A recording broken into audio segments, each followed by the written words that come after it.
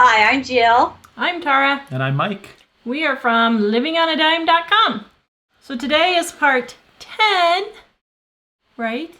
Right. Because I was messed up last time and Michael figured it out, of course.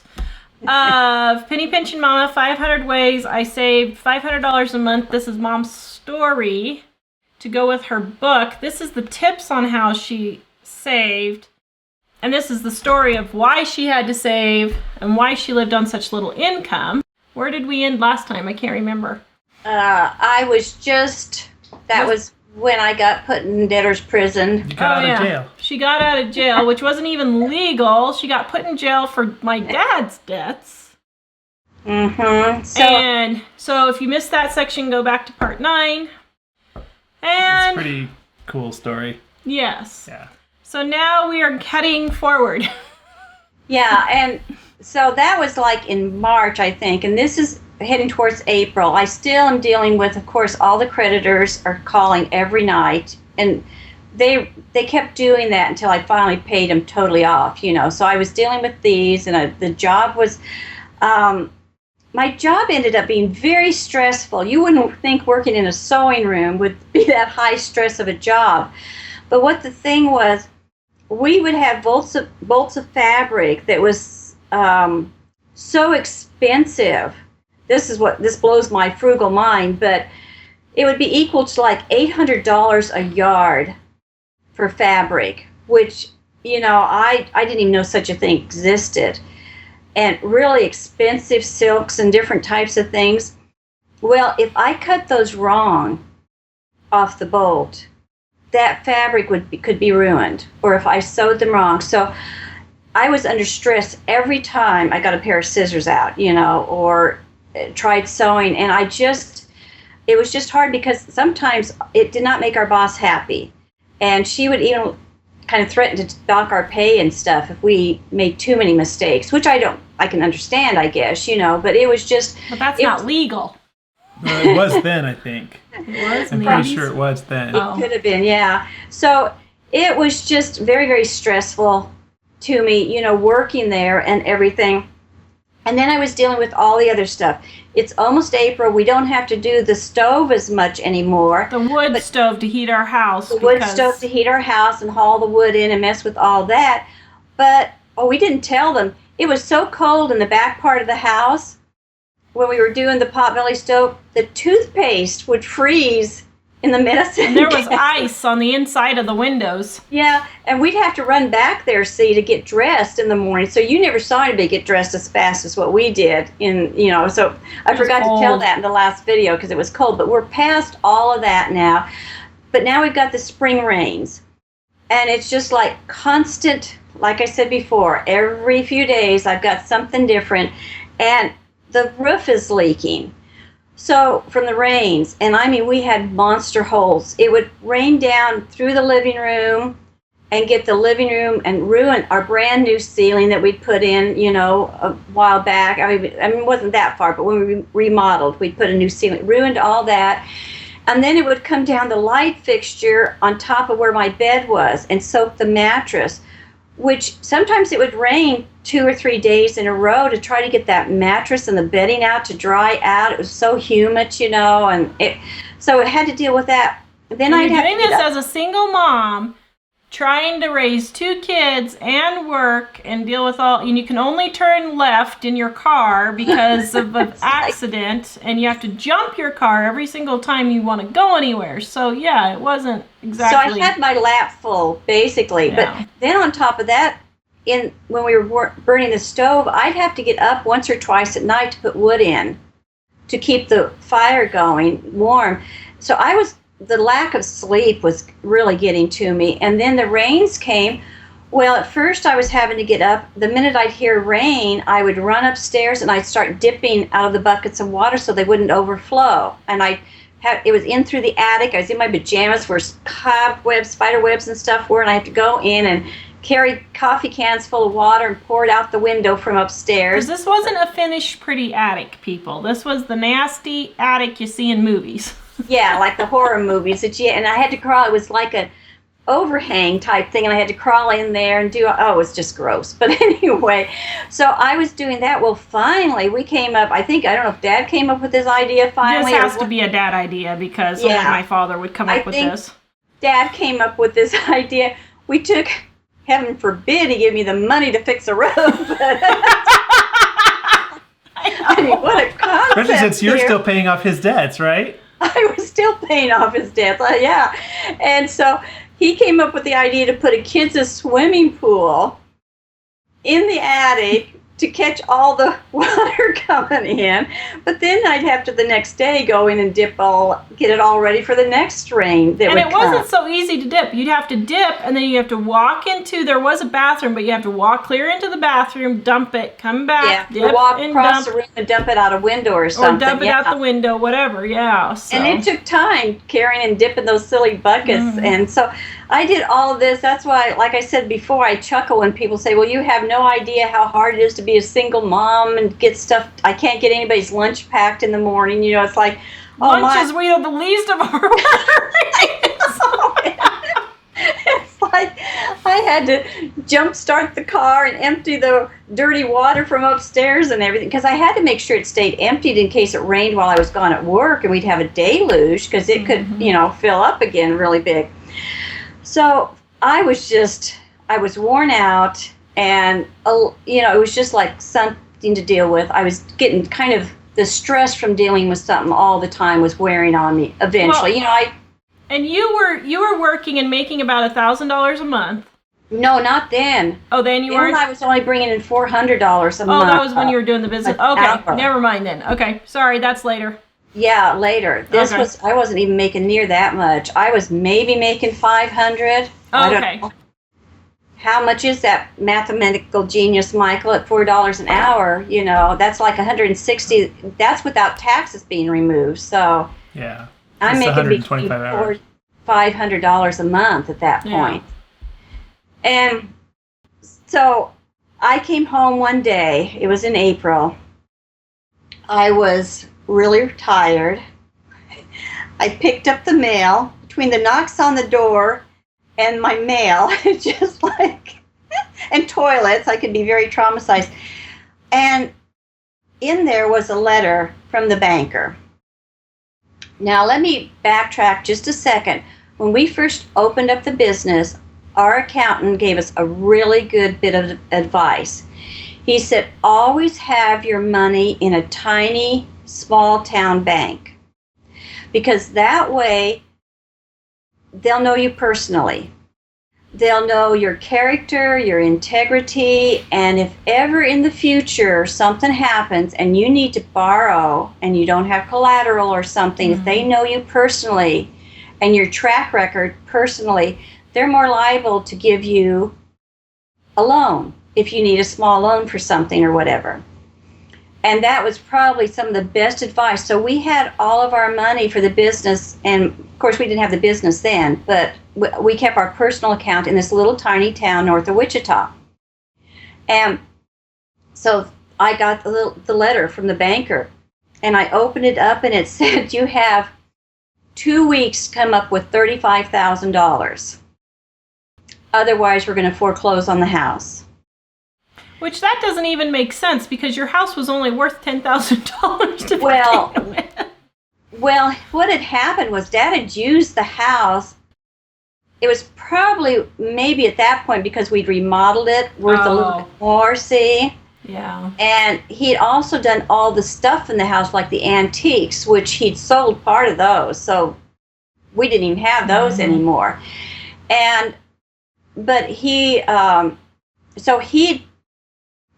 while I was gone, taken this big loan out, besides gotten credit with suppliers and stuff. I can't believe my father's even living still.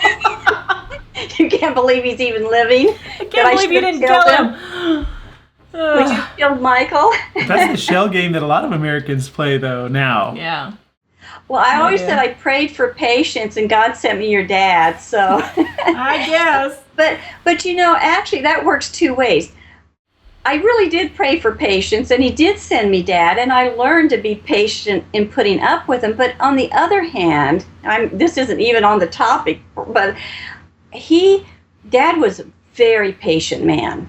You remember how he was beyond, I don't know, he was exceptionally patient and very, like you guys, he'd be trying to make a deadline for that day that we had to get out to UPS, get parts, they had to be shipped out.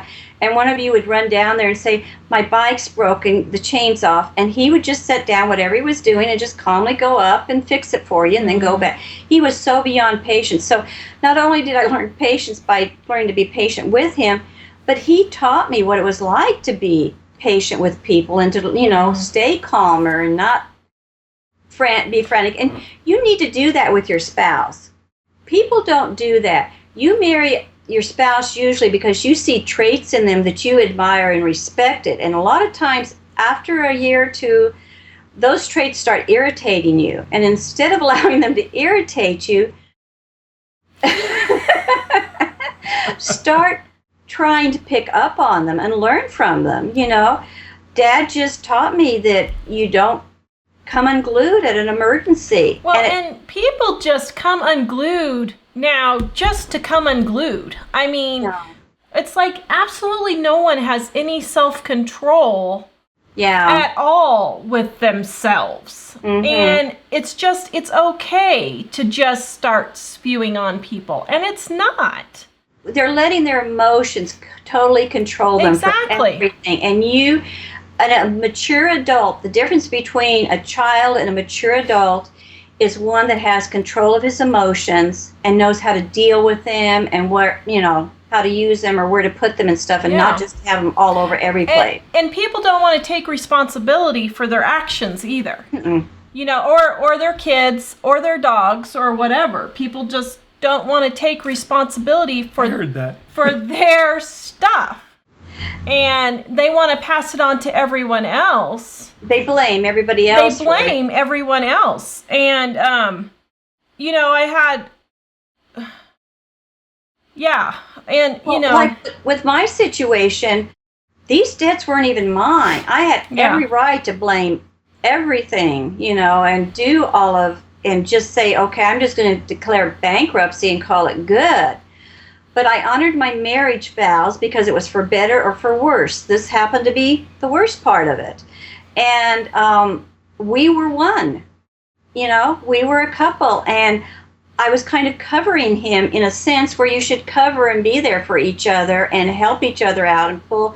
I was kind of getting maybe the worst end of the deal a little bit, but at that point. But other times I had good parts of it that, made up for that. And so, you have to work back and forth. You've just really got to start learning from your spouse. Instead of getting irritated with those things, start trying to do them. But anyway, so I opened up the letter and I had to have $35,000 in 2 weeks. And there's just no way. I mean, could you guys come up with well, you maybe could, but, Yeah. And people didn't understand why. Not without using credit cards, which people don't. We don't have, We didn't have any credit cards. We didn't. I couldn't even have gotten a loan for any, reason. So I couldn't. People said, well, why didn't you just declare bankruptcy? Why didn't you just walk away from the house and declare bankruptcy? Which sounds like that would be the solution. But the problem with the bankruptcy was, and leaving the house, I couldn't even find a studio apartment in town that would have been as cheap as what I was paying for a house payment. Mm-hmm. So that translates into we would be on the streets homeless. Because our house payment was, what, $100 a month or something? Yeah. And I couldn't even find a studio apartment. I think at the time was like $50 a week for one room, little tiny studio. And I couldn't have afforded it. So I couldn't afford bankruptcy. So I'm looking at this letter. I'm exhausted and I'm tired. And I started crying. Isn't that what you're supposed to do? Yes, that's what you're supposed to do.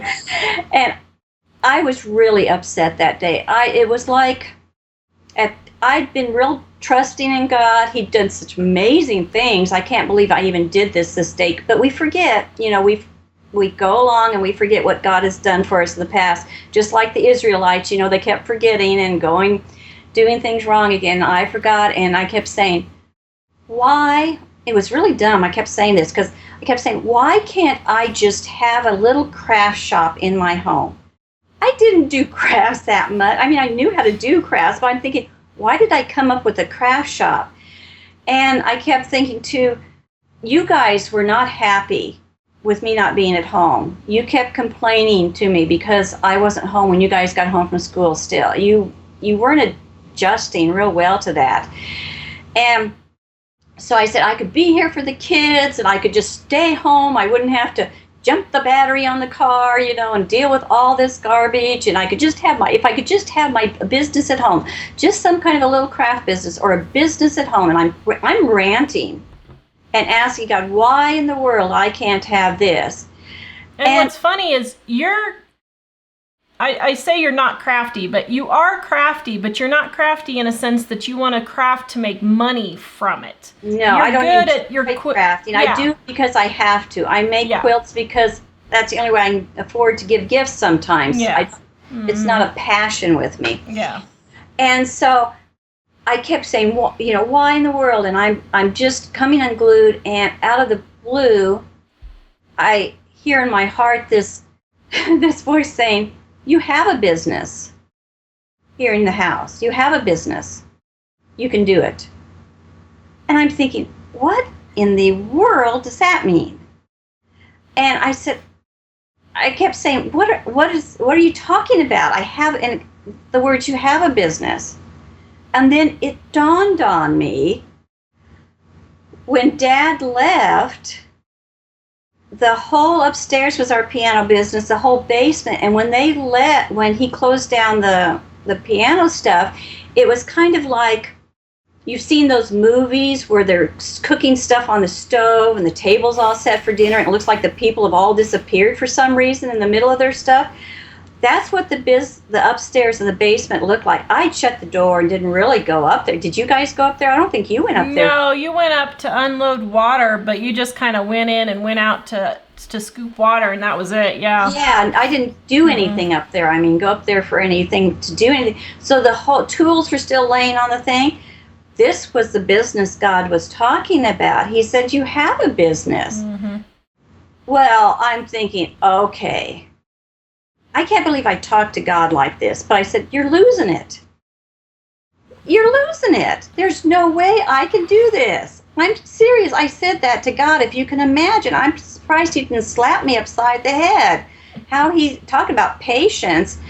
And I thought, now you've got to put this in perspective. How many people that I'm talking to right now could walk up to upstairs where all the equipment is and immediately take a block of wood, a chunk of metal, and start making piano parts? Yeah. How many people out there could do this? I'll probably have one say, I could. We always get that one, yeah.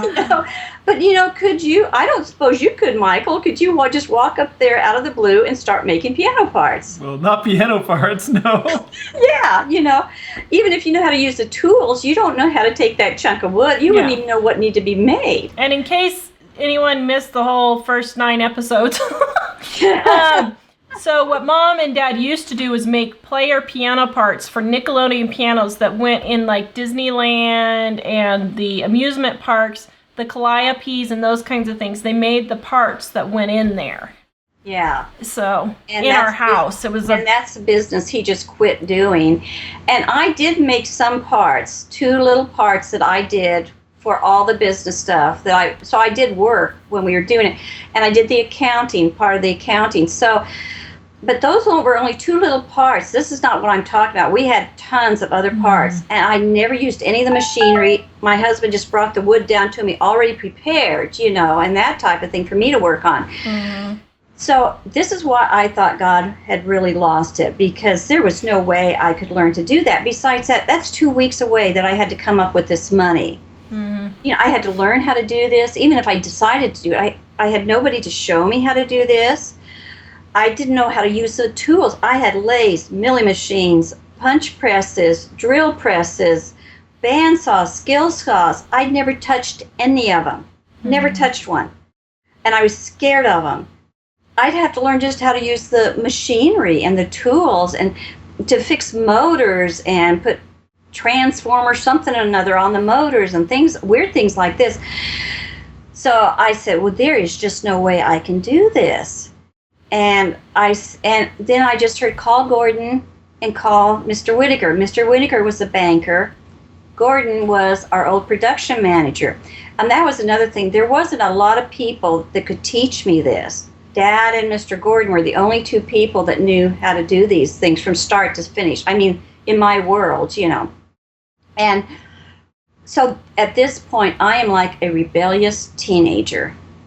And I will confess, I was very haughty and kind of said, because I thought this was so ridiculous. And I said, okay, I'll call Gordon just to prove to you that this plan isn't even feasible. And I stomped over to the phone and I picked it up. And poor Mr. Gordon, he hadn't heard from me for 2 years. And I picked up this phone and I called him and I said, Gordon, I said, I need money really fast and I'm desperate and I've come up with this plan to start up the business again. What do you think? He said, I have been waiting for you to call. He said, I hate the job I work. Now see, there was no reason he should come work for me or help me. He had a better paying job than what we paid, and that was like twice the amount of money, benefits, medical, I mean the whole shebang. So that's why I was arguing with God. There's no way Gordon would come work for me. He said, I loved working for you guys. And he said, I've been waiting for the day when you would start that business up again. I was so shocked. I said, yeah, but Gordon, I can't pay you. There's no way I can pay you. He said, no problem. It was almost like he'd planned this out. He said, I'll come over Monday, Wednesday, Friday night, and Saturday, and I'll work for you for nothing. I mean, it was just, he just popped out with that just instantly. And he said, I'll keep my other job, and then you don't have to worry about paying me. I said, no. I said, that's not right. He said, well, I know you, and you're not going to let go of it. You're going to want to pay me. So what you can do is you've got all those parts. That's all the stuff Dad spent money on and didn't use. Mm-hmm. Up in the, upstairs, he said, I need those for my own personal use. So we'll do a trade. I'll work, and I'll take the piano parts in payment for that. He was so excited. And I hung up that phone halfway. Man, I said, okay, I give. With him having that attitude, I knew God was right. I apologized and asked God to forgive me for being such a, don't even come up with a word, son-in-law. I could see you biting your tongue. But anyway, so then I told Mr.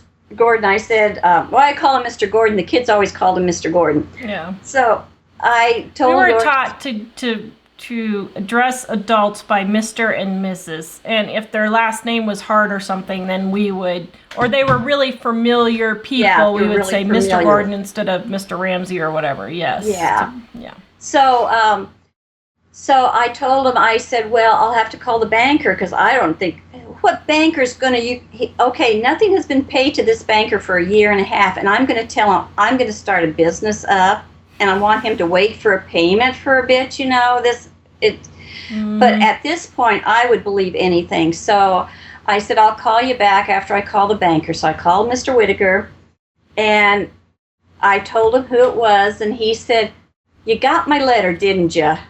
I said, yes. And I said, but I think I can't pay it. And he said, I didn't figure you would be able to.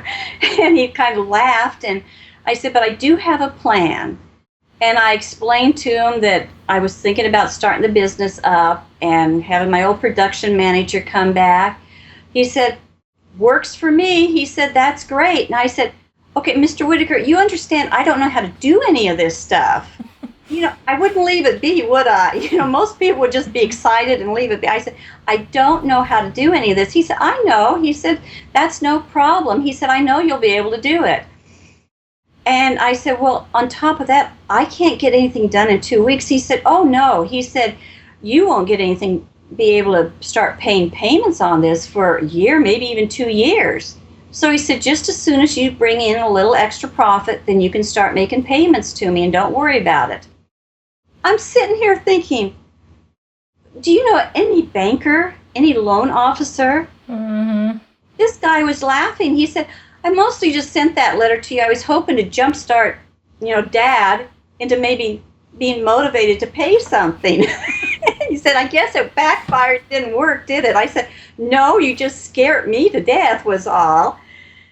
And so I was just dumbfounded. It was just like, you would think after all the things I've told you, I would just have trusted God and gone with it, But so then the next day I thought, well, I'd have to give my boss 2 weeks notice, which was only fair. And I walked into work and I kind of explained to her, we were in the sewing room where all the ladies were, and I kind of explained to her what was going on. I said, they were going to foreclose on the house. I've got to bring in more money, so I'm going to have to give a 2-week notice so I can start up our old business and everything. This woman had been so nice to me. I mean, they changed my tire for me, had been very nice. She went ballistic. She turned bright red. You've seen the cartoons where their face turns red, her eyes were almost bulging, and she started screaming bloody murder at me. How I was an ungrateful blankety blanks, and I mean, she's just screaming at the top of her lungs, and everybody in the workroom stopped sewing and we're just staring at us. And she just was ranting on and on. She said, I don't want you at this place anymore. You grab your purse and you get out of here right now. And she said, and you know what? That business is going to fail and you're not going to make it for anything, but don't you ever come crawling back to me for a job. I don't know what even happened. Now, that's one of those bizarre things that I said, it was just kind of weird. And I had a friend that I made while I was working there, and she called me later on that day after she got off work. She said, I've worked there 15 years. I've never seen her ever act like that or do anything like that. She said, we were appalled at what she did. Was that Nikki? Yeah, Nikki called, yeah. And she said, I could not believe it. And so it was really strange, but I got to start the business 2 weeks early, I guess. So that's on the bright side. So I called Mr. Gordon. He said, I'll be there tomorrow night, or Wednesday night, He said, I'll be there. And we started up, I started up the business and started it going. So I think maybe we'll do the next video telling more about what we did with the business. But one thing I want to close with here, before I totally close. I keep saying you've got to get out of debt. People are very lackadaisical, is that the word? Just very nonchalant, I've got a little bit more debt, or if I buy this coffee, or if I go shopping for this, it's just a little bit more on my credit card. It's no big deal. Maybe I can just declare bank. Mm-hmm. Nobody is really concerned. They may get a little stressed out sometimes, but not stressed out enough to stop doing what they're doing. Mm-hmm. It's just a very laid back, everybody's doing this. I sat with both my kids, sobbing and crying, because when you do something wrong, other people get hurt. Innocent people get hurt. Mm-hmm. You may just saunter along and it doesn't faze you the way Dad walked out the door. Mm-hmm. But somebody pays for what you did wrong. And the same goes with the debt. You have debts, and if you're not paying those debts, somebody's going to be hurt by that. Somebody loses a job. You have stolen from someone. When you claim bankruptcy for things like that, you have stolen from someone else. And the thing is, even like with us, when we had the business, when I was doing the business, there were times when I was waiting for a customer to send money to us because I couldn't buy us groceries. I couldn't pay for my electric bill until that person sent the money. And they just say, well, I didn't have it this month, so I'm going to pay you next month. We didn't get food. I figured finally we would figure out, but because they didn't pay me, it was hard on me. Mm-hmm. And we had less to eat because that person didn't pay. And I don't care if you say, well, it's just the Bank of America or Chase or something. It's no, somewhere along the line, I got put in jail because of somebody else's debt and scared to death, and my children were frightened. Because somebody else refused to take responsibility. Exactly. And it's time people start stepping up to the plate and realizing you think we're just on a merry little game here and nobody's getting hurt by what you're doing. And you better take that debt serious because it's serious business. You're hurting your children. You're hurting your spouse. Especially if you're fighting with your spouse about money and debt. And that's hurting your kids even worse. And what kind of a selfish twit do you have to be to let that hurt your kids? Stop being so selfish. Well, we could write a whole book on this. The consequences, just the stress you carry, like you said, with the parents fighting, the kids feel, and you think, well, they don't notice, or we do it in the privacy. No, you're continually stressed out and angry and frustrated because you're not being able to buy more, and you got that hanging over you, and you walk around just irritated all the time. And people say, "Oh, well, I'm just not happy." Well, you want to be happy, but then all these other people, what you think is going to make you happy isn't going to make you happy, but other people are going to suffer because you're trying to make yourself happy, and it's your problem. It's not their problem. And I've noticed, looking back, that those things go over generations, where, one person says, I'm not happy, so another person and a bunch of kids get hurt, and then generations later, 50 people are hurt because of that. And it's because you're selfish in the moment. And people need to make decisions in light of bigger things. And especially, some people say, well, this isn't really hurting anyone. Even though I'm doing wrong, it's only going to hurt me. But there are people that get hurt that you don't even know about. Yeah, that's my point. You don't realize what you're doing to other people. Yeah. And it's like Tara said, too, people can lose jobs over it. Companies can fold. Ours was a small enough company, and we were lucky enough that many people didn't not pay us. Most of them paid, but there could have been more that hadn't paid. We would have crashed and burned. We would have lost our livelihood just because people didn't think it was that important to pay. People say, well, I hear people buy a used car from somebody, and they pay for so long, and then they stop paying. And the person says, I need my money. And they say, well, I lost my job and I just don't have it anymore, so I can't pay you. As if that's right. As if that's okay. They don't realize they're hurting the other person. You just have to really, and if people don't get anything else, you've got to get this debt under control and get serious about it. I mean, Christmas is going to be coming up in a couple of months, and people are going to just go insane spending some more. And end the year with more debt. I know people who are in hawk up to their eyeballs, and they're spending $300 on an iPad for their kid, or they're spending like these really super fancy cars for their kids that are 10 years old, and lose their job, and they go out and buy a big screen TV because they're stressed and they're going to be watching TV a lot. Yeah. This really makes sense, They use their income tax money to buy a big screen TV instead of paying off what they owe. It's hurtful. You can't do anything. You think you don't hurt people, and especially what makes me very angry was children suffer. We talk about child abuse, that everybody's up in arms marching about child abuse, and yet parents sit in their own homes daily, and their own children get abused because of their debt. Well, it's not just their debt. It's all the things, the hang-ups they have in life. They think, well, I'm frustrated, so I'm going to scream at the kids. Well, it's not really going to hurt them. It was just this one time. Yeah. And those things are not this one time. And those things hurt people beyond, and it's being selfishness and not acting like an adult. Yeah, dealing with it's your all issues. the stuff that comes from that debt. They start the emotional reaction. So. And people say, well, I'm not happy, and this makes me happy.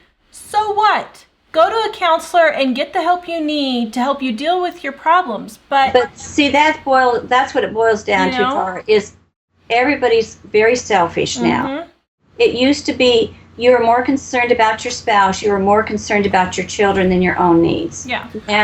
Now people love their children, but they love themselves more. Mm-hmm. But the other thing is that those people that say, oh, I'm not happy and this is going to make me happy, first of all, they do the thing, whatever they're going to do, and it causes chaos for other people that hurts them, and then they're still not happy. I know. Like, I've seen people leave their families and cause a major family catastrophe because I'm going to be happy with someone else or whatever. And then they go do that, and then they're still not happy there. They're still not and happy. They run into they create the same situation. With you everywhere you go. You still take yourself and all your hang-ups with you no matter where you go. And you create the same train wreck at another place. So instead of going to be happy by damaging other people, get a grip on your own problem. Yeah. Figure out how. So that's why I want people to really start thinking. And you don't have to do it all. I don't want you to get overwhelmed, but you need to start on the road of trying to dig out. Stop the spending. Just stop the spending any place you can. Yep. And then start paying off your debts as best as you can. So. Yeah. Oh, what a horrible down note to end on. Well, you know, Fuck up, people! every story has that middle section that every trilogy of movies, or what is this, a decalogy? has those places where things have to be dark, so the next episode is Gonna be cheery? well, let's hope so. Well, the next episode isn't cheery, so. It doesn't work that way with us. But wait, there's more. We're still waiting for it to end. We're still waiting for it to end, Tara. But anyway, I think we'll leave it there if that's all right. And then we'll go on to the next interesting tidbit next guys. time. So check out Mom's book, Penny Pension Mama, 500 Ways I Save $500 a Month. And for all of those people who yell at me for promoting our products, listen here. Stop being so selfish. We have 1,500 free articles on our website. And 330 free videos on our 330 free videos on our YouTube channel.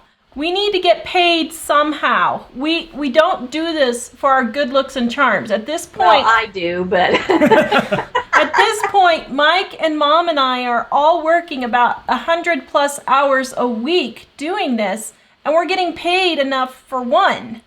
And so, you know, that's why we promote these things, so that maybe we can get going. And, you know, live on a quarter. Maybe we could live on a quarter maybe we eventually. could live on a quarter instead of a dime. But, you know, even things like just going and using the Amazon link in our descriptions below, when you guys do that, we get like 4% or something. It's a tiny amount. But if every single one of our viewers and readers just ordered their thing from Amazon using our link. Because there's no extra cost. It's the same price that you pay, even if you just go straight there. Yeah, there's no cost to anyone at all. Amazon just does that as a way to get people to shop on Amazon. But if we did that, we could make up for the whole last 18 years that we haven't got no pay. Well, the thing on the book is just because we show it doesn't mean everyone has to buy it. No. So you shouldn't be insulted if you don't want to buy it. No. And we showed it to you. Yeah. We're not in your living room twisting your arm or anything. No, exactly. And we know people can't afford it like we couldn't. That's why we have all this free stuff on the website and the videos, because we had that covered. But when we show it, even if you don't buy it, other people buy it, and it makes it possible for you to see it for free. Yes. And we've had lots of people tell us we should do a subscription site and that kind of thing, and we're like, no, we want people who cannot afford this to be able to afford it, because there are others who can and would like to do that. So anyway, yeah, all right, we will be back next time. And what's next? Do you know what's next? I don't know what's next. She has no idea what's next. She lived it, but she can't remember what's next. So, no, next time we'll be talking about how Mom started the player piano business again, and by herself as a single mom with kids. And she became a work-at-home mom. And she went from working 40 hours a week to working 120 hours a week. Exactly. All right, visit us at livingonadime.com. Please subscribe and share this with your friends to get the word out. If you love us, talk about us, please, on social media. And have a good day. We will see you guys next time. Bye. Bye.